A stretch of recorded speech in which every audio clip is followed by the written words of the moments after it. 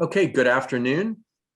Welcome to the April 2022 quarterly legal dairy webinar. And today, in addition to our normal review of recent legal developments over the past quarter, we will also be focusing on animal welfare in the dairy industry as well. This the quarterly dairy legal webinar. This is a series that we started in October of 2020. This is the seventh in this series. If you wish to look at any of our past webinars, you can find those on our website, which is at aglaw.psu.edu. And each of the, and I guess before next slide, please. If you're interested in receiving information on a weekly basis, I would encourage you to subscribe or go to our website to look at the Agricultural Law Weekly Review.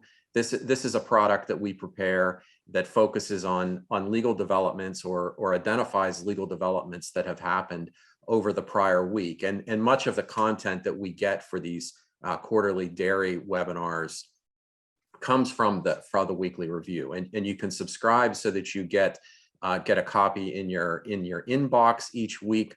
We also have a podcast that if you prefer to listen to that content, the podcasts provide much of the same content, but just in a different format.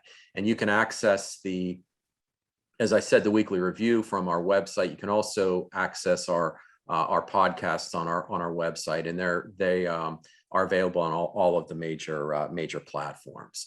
Now, the standard agenda that we use for these quarterly legal webinars, dairy legal webinars, is we start off by focusing on recent legal developments. So we spend about 15 minutes or so reviewing the last 3 months. So in this case, we will look at developments from January, February, and March of 2022. And then after that, then we spend the remainder of the time focused on a particular topic. And in this case, the topic is animal welfare, and we try to leave some time for questions at the end. Now, just some housekeeping matters. First off, the webinar is being recorded. If you have any questions, we would ask that you put those questions in the Q&A feature, and then we will either address those by typing the response, or we will answer those at the end of the session. For Pennsylvania attorneys, we do have CLE credits available. There will be a link that will be posted in the chat, and you have to fill out that form to get, it's 1 CLE credit, and to get that credit, fill out the form that will be posted in the chat. There is a code word. We're required to have some type of method of verifying attendance, and so we use the code word. So we will be providing a code word that you have to type into that form. If you have any questions during the webinar, you can email Jackie Schweickler. Her email address is jks251@psu.edu. Okay, I want to thank our partners. This webinar is provided to you using funding that we receive from the National Agricultural Law Center. In partnership with them, the funding is received from the National Agricultural Library, which is part of the USDA's Agricultural Research Service. Okay, so today's program, as I mentioned, we'll start off with an update of the past quarter, and Chloe Marie, who is a research specialist at the center, will be providing that. And then for our focus topic on animal welfare, Brooke Dewar, who is a staff attorney at the center, will be providing that content. So thank you very much, and Chloe, the floor is yours. Thank you, Ross. So today I would like to discuss recent dairy developments and issues that occurred from January to March this year. We will mostly address the recent general order issued by the Pennsylvania Meat Marketing Board, continuing the current over-order premium, a few initiatives that have been launched in support of Northeast dairy farmers that were recently impacted by Danone's termination of their milk contracts, and the status of the dispute between the US and Canadian governments over the dairy tariff rate quotas, among other things.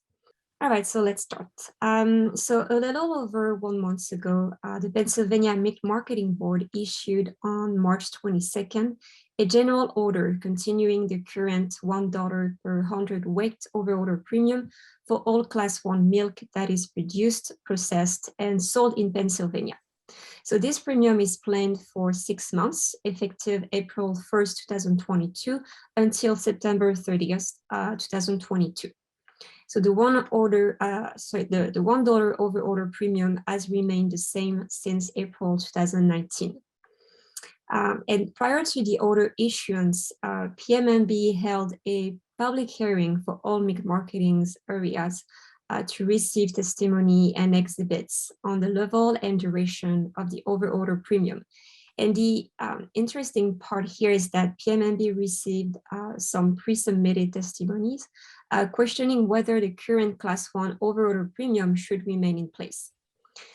So in testimony on behalf of the Pennsylvania Department of Agriculture, Deputy Secretary Greg Osteter stated that the overorder premium as collected and distributed under the board's current formula fails to meet certain criteria of fair distribution among Pennsylvania dairy farmers, and that it should not be continued this way indefinitely.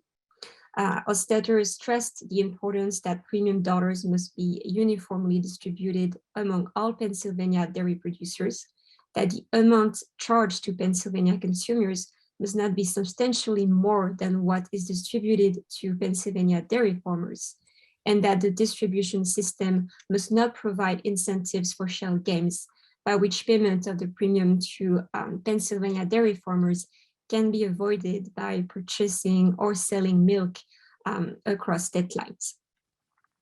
Executive Board member John Penter also submitted testimony on behalf of the Pennsylvania Farm Bureau and went as far as suggesting the termination of the order premium for all milk marketing areas. He explained that the current premium system does not create a fair system for Pennsylvania dairy farmers, as only a few of them can benefit from it, and also denounced the practice of sending milk outside of Pennsylvania or bringing in milk produced out of state in order to avoid distributing premium dollars to Pennsylvania dairy farmers that have already been collected from consumers. In a sense, taxing Pennsylvania milk consumers on every gallon of purchased milk without dairy farmers receiving that revenue.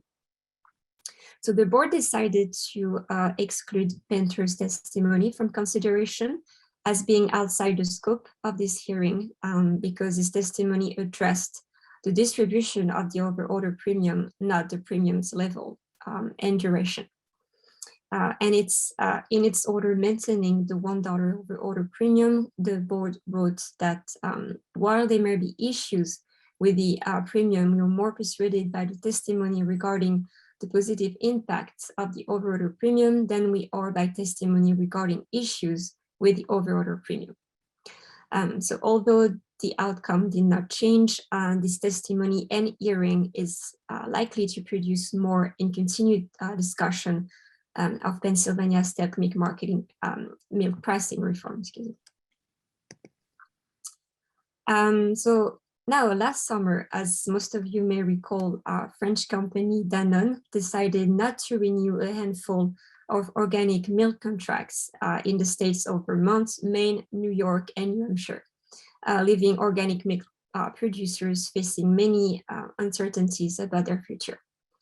This decision sparked regional outrage among the dairy community and state governments, and also led to several initiatives to support the affected farmers, including one that was launched earlier this year by Gary Hirschberg, former co-founder and CEO of Stonyfield Farm, called the Northeast Organic Family Farm Partnership.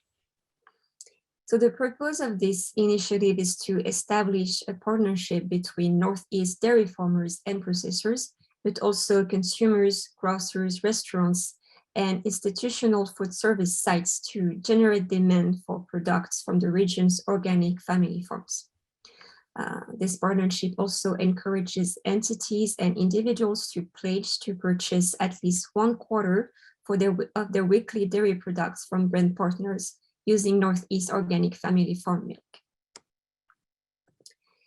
And with the same objective of assisting those same struggling dairy farmers, Vermont Agency of Agriculture, Food and Markets announced on March 8th that Wisconsin-based CROPP cooperative that does organic dairy business as Organic Valley sent letters of intent to 80 Northeast organic dairy farms, offering them a market for their milk.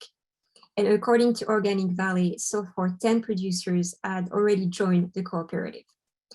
And with this news, the plight of Northeast dairy farmers formerly supplying to Horizon seems to be fully resolved, with those producers being primarily picked up by Organic Valley as suppliers. The efficiency of milk pickup routes in the organic sector may still be an impediment to deal with in some parts of the country where organic processing requires long distance hauling. So the first quarter of 2022 also marked the resolution of disputes between the US and Canada over tariff rate quotas for dairy products.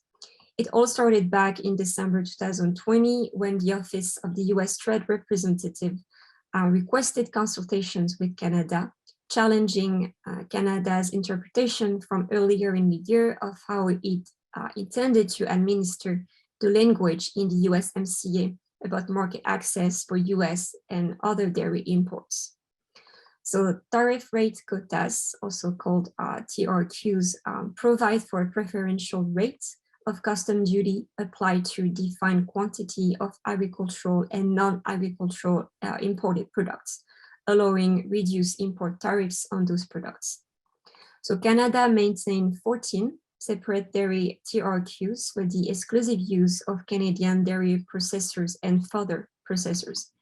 The US objected to that reservation of quotas, stressing that they were unfair and harmful to American dairy farmers and in violation of the USMCA because they restricted the ability of American dairy producers to sell their products in Canada. So the dispute was not resolved in consultation and ultimately went before an arbitration panel. And finally, on January 4th, 2022, so over 1 year later, US Trade Representative Katherine Tai announced that a panel found in favor of the US and concluded that Canada's current practice of reserving dairy tariff rate quotas to Canadian processors was in violation of Canada's obligation under the USMCA to ensure that the country does not limit access to an allocation to processors. As a result, to be compliant with the panel ruling, the Canadian government issued in early March 2022 a proposal outlining new measures for allocating and administering TRQs for US dairy imports. Let's just say that these measures have not been well received by the American dairy community. Under the proposed measures, Canadian dairy processors would get the maximum of dairy quotas on a market share basis, while distributors of dairy products would only get a small percentage based on an equal share basis. So once again, Canada reserved most of the dairy tariff rate quotas to its processors, but made them accessible based on market share, thus favoring those bigger Canadian companies while leaving behind Canadian distributors of US dairy products that would only get a small percentage of quota based on equal share. Another issue is that Canadian retailers would be left out of the equation entirely, limiting even more the access of US dairy producers to sell their products on the Canadian market. So the US dairy community observed that nothing has really changed and that Canada is still maintaining control over the use of quotas. So a few days later, in separate press releases, the National Milk Producers Federation and the US Dairy Export Council, for example, urged the US government to demand that Canada go back to the drawing board until it can genuinely deliver on providing the US dairy industry the full benefit of the USMCA. The International Dairy Foods Association called the Canadian quota proposal a non-starter, while the Aged Dairy Farmer Cooperative asked for fair reforms. So far, the US government has not yet taken any stand on the Canadian proposal, but when it does, we will make sure to keep you updated through our AgLaw Weekly Review. So now, before we wrap up this first quarter's roundup, I would like to mention a few other recent developments that I believe are of importance. On January 18, 2022, New Jersey Governor Phil Murphy signed into law a bill that appropriated $125,000 to the State Department of Agriculture to reimburse enrolled New Jersey dairy farmers the annual premiums they paid for coverage under the Federal Dairy Margin Coverage Program. So the law provides that the reimbursement will cover up to the amount of the premium for coverage for the first 5 million pounds of annual milk production per farm, so the first tier of coverage under the program. The Department of Agriculture is responsible for developing rules and procedures for disbursement of funds, and the law became effective on the day of enactment. Also on January 25th, the International Dairy Foods Association published a working paper by Dr. Marin Bozic titled Modernizing US Milk Pricing and Exploration. So this paper describes challenges to the current Class 1 food milk pricing system, as well as opportunities and obstacles for dairy exports and potential pricing models from other countries. According to the paper, the current pricing system, which incentivizes the sale of beverage-ready Class 1 fluid milk, is unsustainable as fluid milk sales decline and milk use for manufacturing increases. And in addition to that, the paper found that milk pricing in the US, which does not easily accommodate long-term fixed prices for overseas buyers, is not as flexible as its European Union and New Zealand competitors. It also noted that the milk regulations in other countries focus more on trade, sustainability, and information services, as opposed to the US, which among major exporters is the only country that attempts to implement minimum price regulation. Another read that I can recommend is a study made available recently on February 14th by the USDA Agricultural Marketing Service titled Cost of Processing in Cheese, Whey, Butter, and Non-Fat Dry Milk Plants. And the study sought to answer several questions, including what is included in the cost of processing or the cost of transforming milk and other dairy ingredients into dairy products of interest, and how are the costs allocated across the products produced. So the study focused only on processing costs and did not consider the cost of the milk and dairy ingredients or the value of the final products or try to estimate the profits of the plants. The concept was to provide some data for analysis and discussion of the make allowance figure used in federal milk marketing order calculations of milk pricing. So the study found that the cost of processing for non-fat dry milk ranged from 21 to 43 cents per pound, butter from 11 to 23 cents per pound, and cheddar cheese from 14 to 38 cents per pound. And if you'd like to learn more about these two studies, I have included their links on my PowerPoint. All right, so that's it. Yeah, that is all for today's dairy roundup. Thank you very much.